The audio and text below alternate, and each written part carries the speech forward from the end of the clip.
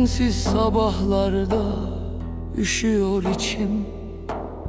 Kahvem soğur düşer dudağımdan ismin.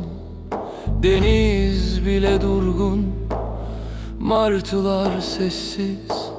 Sanki gitmişsin sevdiğim, kalmış hepsi benimle.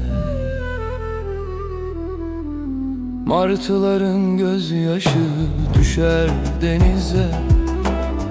Her dalgada biraz sen, biraz hüzün gizlice.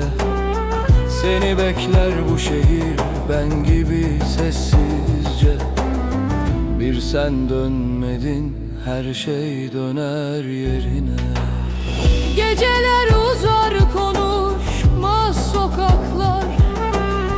Bir şarkı çalar hatırlatır seni bana. Bir martı uçar takılır gözlerim ardından. Sanki sen geçersin o beyaz kanatlarda. Martıların gözyaşı düşer denize.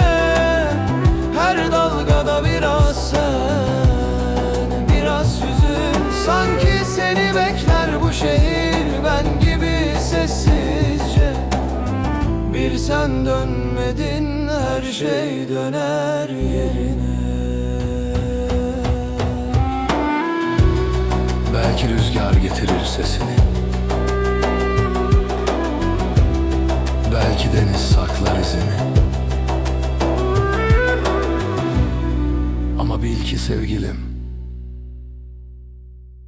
martılar bile unutmuyor seni.